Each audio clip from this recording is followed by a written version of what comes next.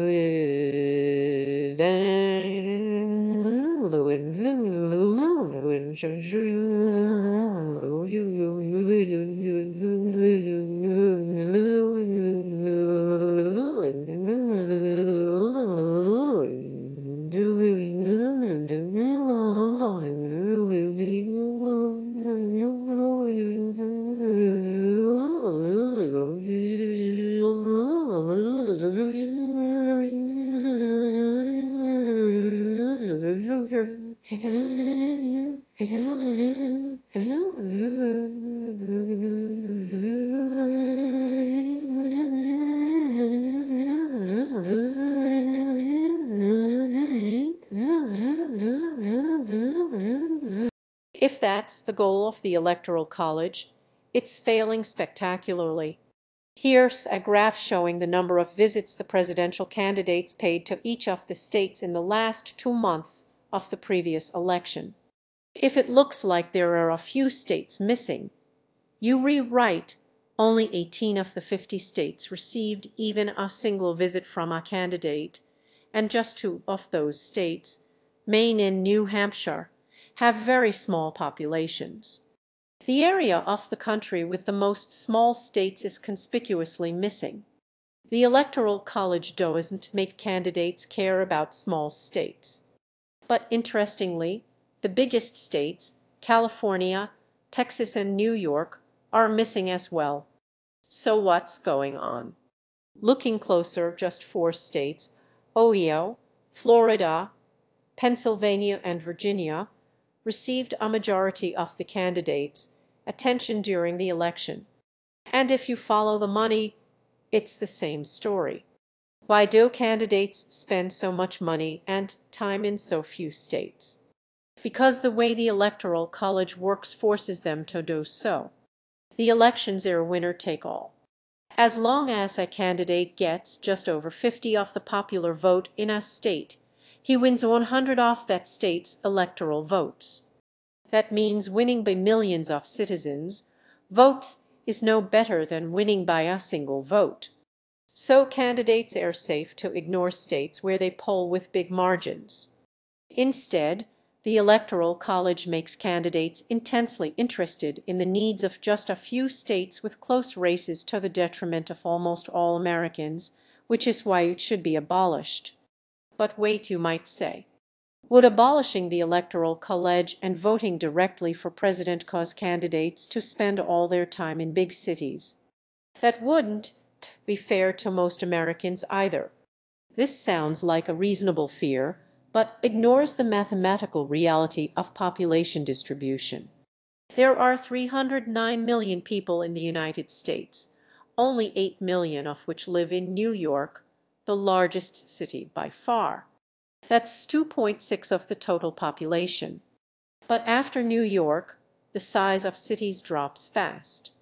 La has 3.8 million people and Chicago has 2.7.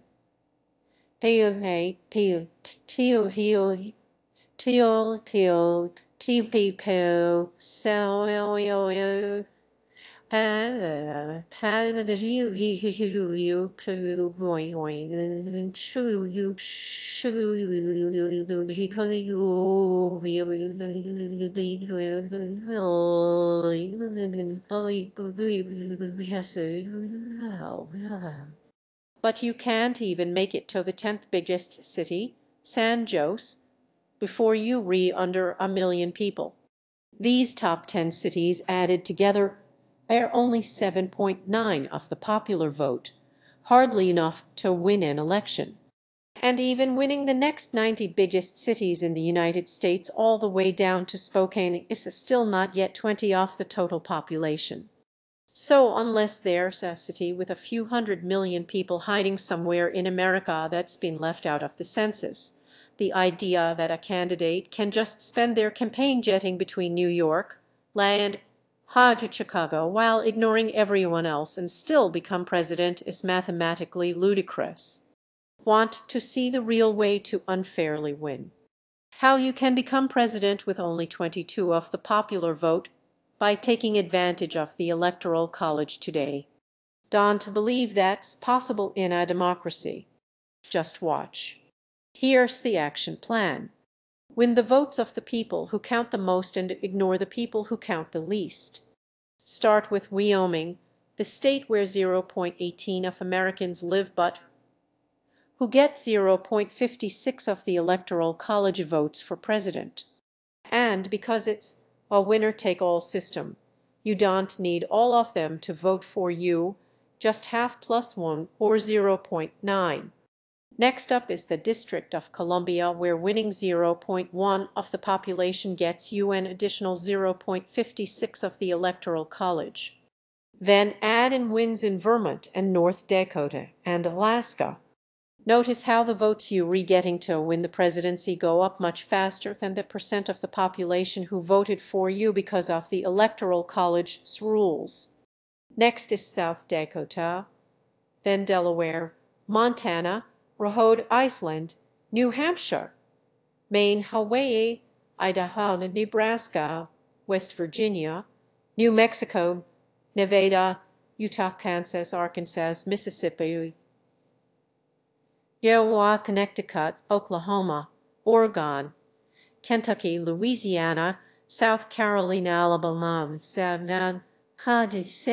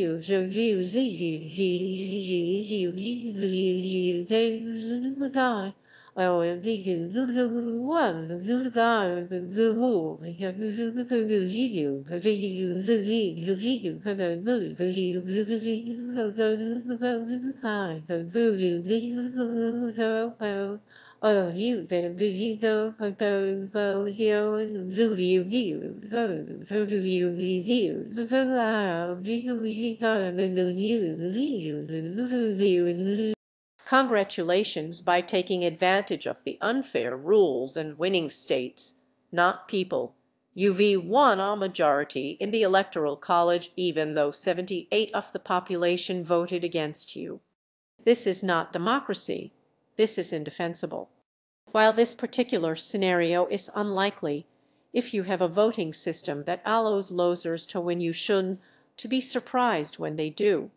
Not once, not twice, but thrice in American history the candidate with the most votes from the people actually lost because of the Electoral College.